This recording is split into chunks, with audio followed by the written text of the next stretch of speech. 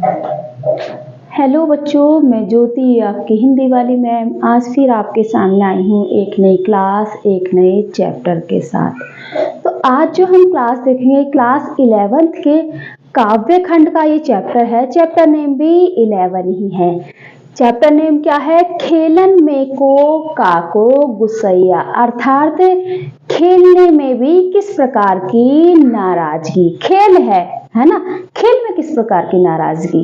ठीक, चैनल देखने से पहले हमारे चैनल को सब्सक्राइब करना ना भूलें, लाइक करें और बेल आइकन का बटन दबाएं ताकि हमारी जो लेटेस्ट वीडियो है वो समय से आपके पास पहुंच जाए। और जो हमारी पुरानी वीडियो है उन्हें आप लिंक में जाके सर्च कर सकते हैं। ठीक है, खेलन में को काको गुसैया। और इसका दूसरा पैराग्राफ है, दूसरा पद है, मुरली तो गोपाल हो भावती, अर्थात मुरली जो है वो गोपाल को भाती है, गोपाल को अच्छी लगती है। ये चैप्टर किसने लिखा है? महाकवि सूरदास जी ने। ठीक है, सूरदास जी ने ये चैप्टर लिखा है। सूरदास के हम पद भी पढ़ चुके हैं क्लास 11th के। सूरदास जी के बारे में हम बहुत कुछ जान चुके हैं। थोड़ा सा रिवाइज कर देते हैं। जो महाकवि सूरदास जी हैं, इनके जन्म स्थान के बारे में विवाद है। कुछ लोग तो कहते हैं कि रुनकता की रेणुका नामक क्षेत्र में जिनका जन्म हुआ, और कुछ कहते हैं कि दिल्ली के सिंही नामक स्थान पर इनका जन्म हुआ था। इनके सन जो है वो 1478 में है। और मथुरा और वृंदावन के बीच गौ घाट में ये रहते थे और श्रीनाथ जी के मंदिर में भजन कीर्तन करते थे। ठीक है, अब महाकवि वल्लभाचार्य के, महाप्रभु वल्लभाचार्य के 8 शिष्यों में से ये एक सबसे प्रमुख शिष्य थे। ठीक, उसके बाद इन्हें अष्टछाप का जहाज भी कहा जाता है। और इनकी जो रचना है, रचना तो बहुत सारी है लेकिन सूरसागर, साहित्य लहरी और सूर सरावली लिखी हैं। और इसमें जो सूरसागर है वो बहुत ही ज्यादा प्रमुख है, बहुत ही ज्यादा फेमस है। ठीक है, तो इतना हमने जाना महाकवि सूरदास जी के बारे में। एक भ्रांति और है इसके बारे में, मतलब पता नहीं चला गया कि कुछ लोग कहते हैं ये जन्मांध थे, मतलब जन्म से अंधे थे। कुछ लोग कहते हैं ये बाद में जाकर अंधे हुए। जो कहते हैं जन्मांध थे तो उनकी बात को काटने के लिए लोग कहते हैं अगर ये जन्मांध थे तो इन्होंने प्रकृति का, श्री कृष्ण का की बाल लीलाओं का, श्री कृष्ण का इतनी अच्छी तरीके से वर्णन कैसे किया, है ना। तो इसी पे भी इनका विवाद है। अब हम देखेंगे चैप्टर 11th पार्ट 11th के काव्य खंड का ये पहला पद जो कि सूरदास जी द्वारा लिखा हुआ है। ओके बेटा, आओ आप और हम मिलकर जानते हैं इसका अर्थ। पहले तो हम इसके बारे में जानते हैं कि यहाँ पर बातें क्या हो रही है। श्री कृष्ण और सुदामा और उनके अन्य मित्र खेल रहे हैं और खेल खेल में इनमें नाराजगी हो जाती है। श्री कृष्ण हार जाते हैं तो वो अपनी डैन नहीं देते, डैन मतलब अपनी बज्जी या जो भी उनकी बारी आती है वो नहीं देते, वो नाराज हो जाते हैं। उसी बात पर, उसी नाराजगी पर जो सुदामा जो है उनके मित्र, वो श्री कृष्ण को किस तरीके से बात बता रहे हैं वही हम इसमें जानेंगे। ब्रज भाषा में ये लिखा गया है। ठीक है, और बाल मनोविज्ञान का बहुत ही सजीव चित्रण यहाँ पर हुआ है। आओ आप और हम मिलकर जानते हैं ये अर्थ क्या कहता है। देखिए यहाँ पर सुदामा कह रहे हैं श्री कृष्ण से, खेलन में को काको गुस्सैया। गुस्सैया होता है नाराजगी। कि खेलने में किस प्रकार की नाराजगी, खेली तो है। खेलन में को काको गुस्सैया, खेलने में किस प्रकार की नाराजगी। सुदामा कह रहे हैं श्री कृष्ण से। हरि हारे जीते श्रीदामा। यहाँ पर क्या हो गया, हरि हार गए हैं और कौन जीत गया है, श्रीदामा, मतलब सुदामा जीत गए। श्री कृष्ण हार गए और सुदामा यहाँ पर जीत गए हैं। बरबस ही कत करत ऋषैया, तो बरबस ही, तुम बेकार में ही गुस्सा कर रहे हो। कौन, श्री कृष्ण जी कर रहे हैं। कब कर रहे हैं, जब श्री कृष्ण जी हार गए हैं और सुदामा जीत गए हैं।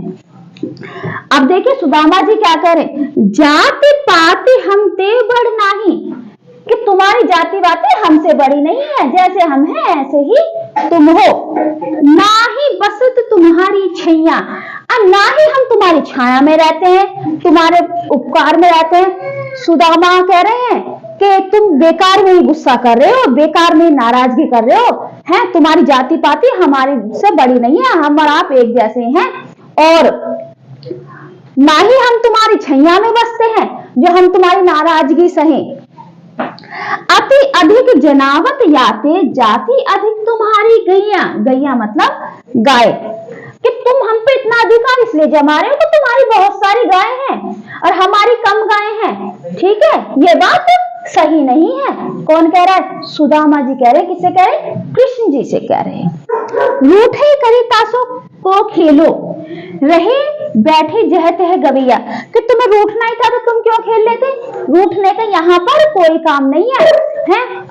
इस विवाद को देखते हुए बैठे जह तह गवैया, और जो ग्वाले थे, गवैया होता ग्वाले, और जो ग्वाले थे वो इधर उधर बैठ गए, उनकी बातें सुन रहे हैं। कौन सी बातें?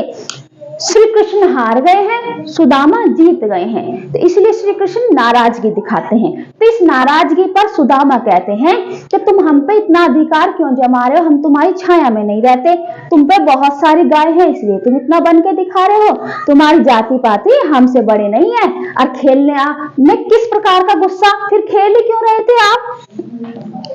सूरदास प्रभु खेलन चाहत, सूरदास कहते हैं कि प्रभु खेलना तो चाहते हैं, दाव दियो कर नंद दुहाई, फिर नंद की दुहाई देकर फिर वो दाव मतलब अपना डैन, अपनी बज्जी दाव देकर वो फिर नंद की दुहाई देकर अपना दाव देने लगते हैं। समझ में आया बेटा?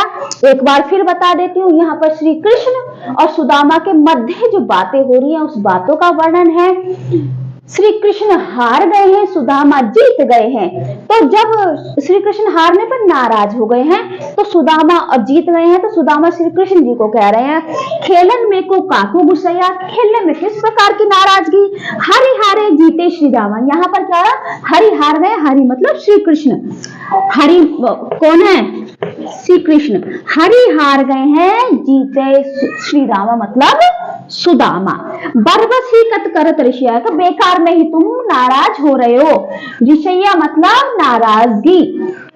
जाति पाति हमते बड़ नाही, मतलब जाति बाती तुमसे हम तुम्हारी जाति बाती हमसे बड़ी नहीं है, ना ही बसत तुम्हारी छैया, और ना ही हम तुम्हारे आश्रय में रहते हैं, ना ही तुम्हारे हम छैया में रहते हैं।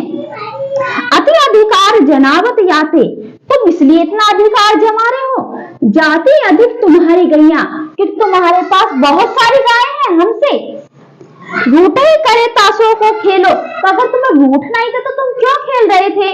रही बैठी जह तह गवैया, और इनकी ये बातें सुनकर जब खेल बंद हो गया तो जहां तहां वो ग्वाले बैठ गए हैं।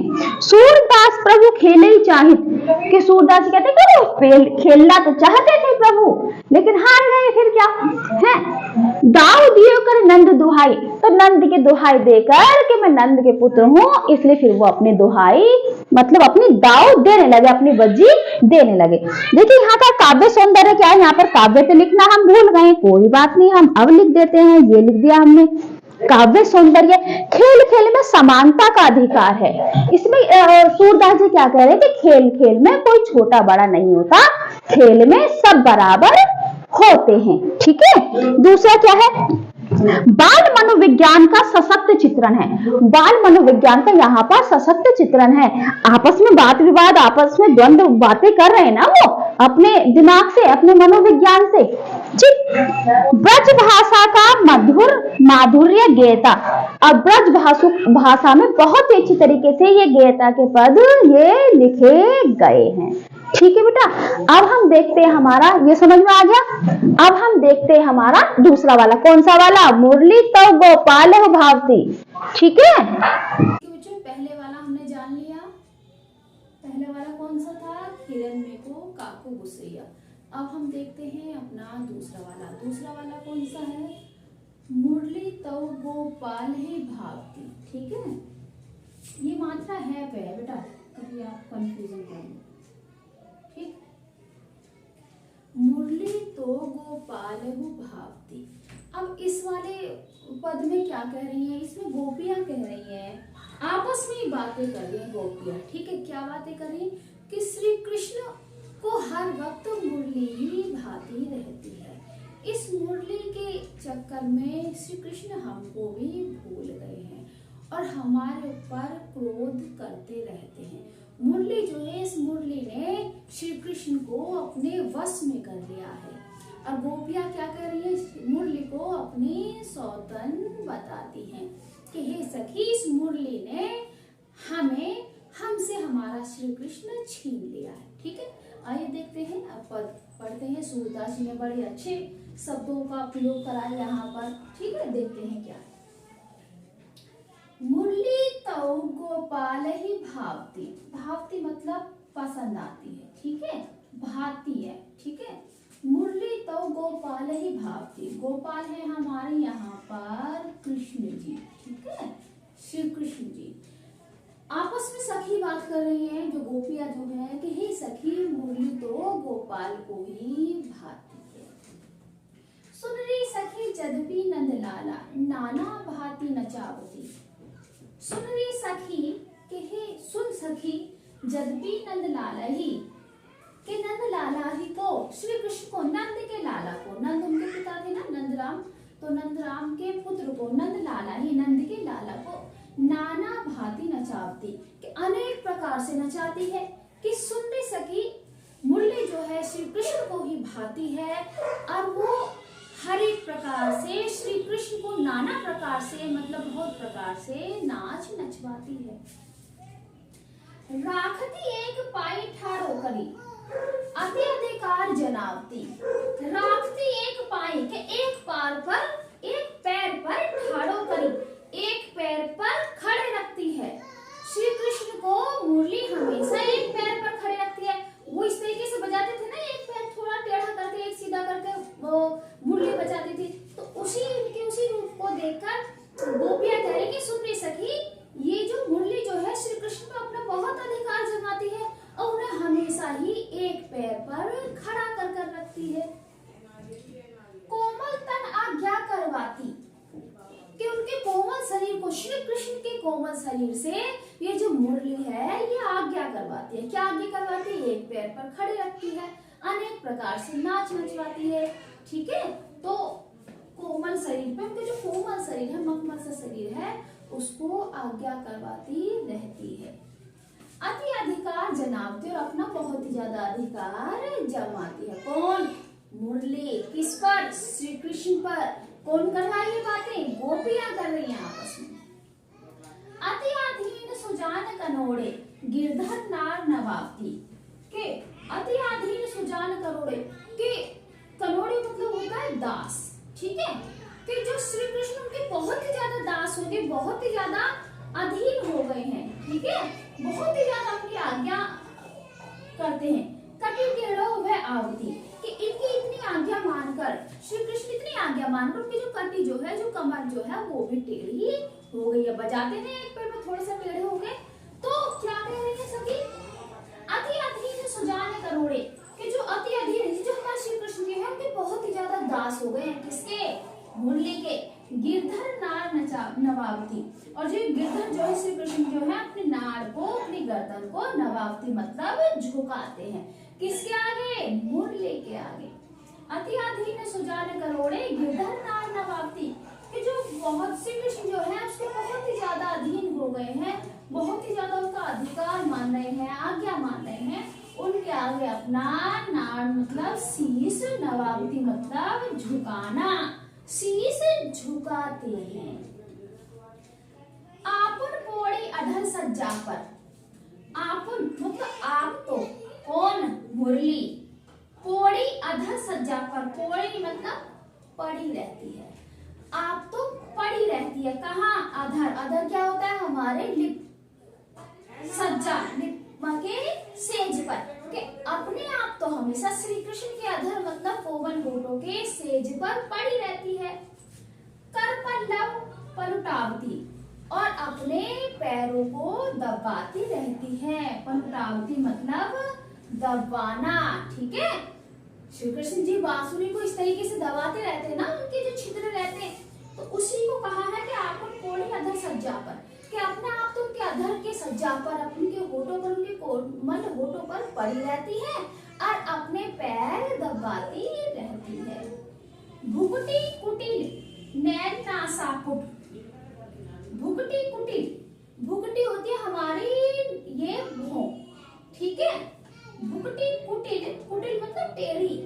नैन नासापुट, नैन मतलब नैन नक्श, नासापुट मतलब नाक के, नाक और नाक के छिद्र। हम पर कोप करावती, कोप होता है क्रोध, कि श्री कृष्ण से वो अपनी आंखों को मतलब भौं को टेढ़ी कर कर, नाकों को फुलाकर हम पे क्रोध करवाती है। श्री कृष्ण जी क्रोध करते हैं किन पर? गोपियों पर। कब? जब गोपियां श्री कृष्ण को मुरली से अलग करती हैं। सूर प्रसन्न जानी एको छिन, कि हे सूरदास प्रसन्न जानी एको छिन, कि जो श्री कृष्ण है कितना प्रसन्न है इस चीज में। धरते शीश डुलावती, और उनके आगे अपना धर अपना शीश झुकाते हैं, किसके आगे? मुरली के आगे। और इस समय जो श्री कृष्ण है वो बहुत ही एकोचिन, हर एक क्षण बहुत ही प्रसन्न है। कौन? श्री कृष्ण, ठीक है। तो हमने जाना इसमें क्या है। अब एक बार और हम इसका देखते हैं, इसका भाव क्या है। मुरली तब गोपाल भावती, तो ये जो मुरली जो है ये गोपाल को भाती है। सुनरी सखी जदपि नंदलाले नाना भांति नचावती, कि सुनरी सखी जो मुरली जो है श्री कृष्ण को अनेक प्रकार के नाच नचवाती है। रखती एक पाई ठाड़ो करी अति अधिकार जनावती, कि अपना इतना अधिकार जमाती है श्री कृष्ण पर। कौन? मुरली, कि हर वक्त उन्हें एक पैर पर ही खड़ा रखती है। कोमल तल आज्ञा करवाती, कि उनके कोमल तन से आज्ञा करवाती है।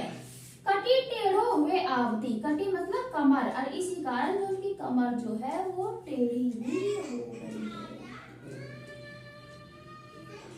अति अधीन सुजान कनोड़े गिरधर नार नवावती, कि श्री कृष्ण जी के इतने अधीन हो गए हैं, उतने दास हो गए हैं। कनोड़े मतलब दास, इतने दास हो गए हैं कि उनके आगे नार नवावती हमेशा शीश झुकाते हैं।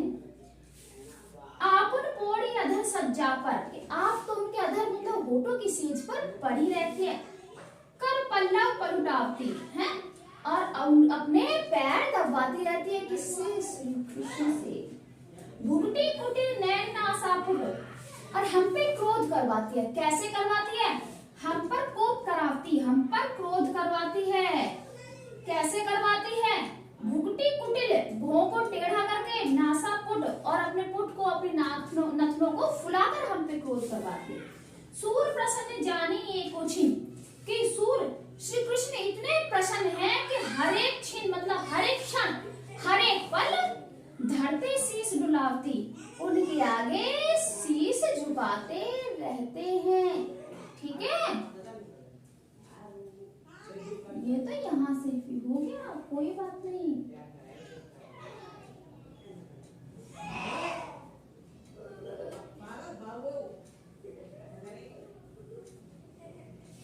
ठीक है भाई, हो गया इतना, ये पूरा समझ में आ गया। अब इसका काव्य सौंदर्य, काव्य सौंदर्य क्या है बेटा इसका, कि ये जो है सूरदास जी ने ब्रज भाषा में लिखा है। ठीक है, क्या है? ब्रज भाषा में लिखा है, और गेयता है मतलब गाते हैं इसको। सुर, लय, ताल, यति, छंद सभी का इसमें उपयोग है। दूसरी बात, नारी की मनोदशा का सशक्त वर्णन है, कि नारी ने किस प्रकार से अपना यहाँ पर वर्णन किया है अपने भाव का। ठीक है, यहाँ पर इसमें गोपियों के द्वारा आपस में संवाद हो रहा है। किसको लेकर? श्री कृष्ण और उनकी मुरली को लेकर। ठीक है बेटा, समझ में आया पूरा चैप्टर। 2 पद है इसमें। पहला पद है खेलन में काको गुसैया की खेलन में किस प्रकार की नाराजगी।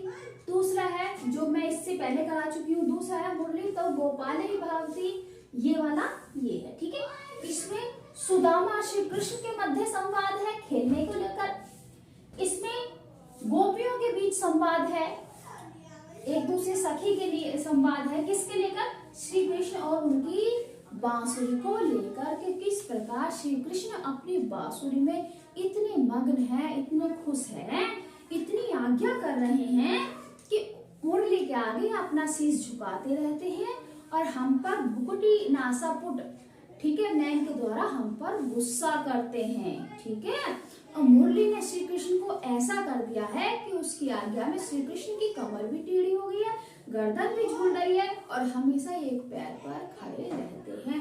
खुद तो उनके अधरों की सज्जा पर, घोटों की सज्जा पर पड़ी रहती है और इस तरीके से अपने पैर वो दबाती रहती है।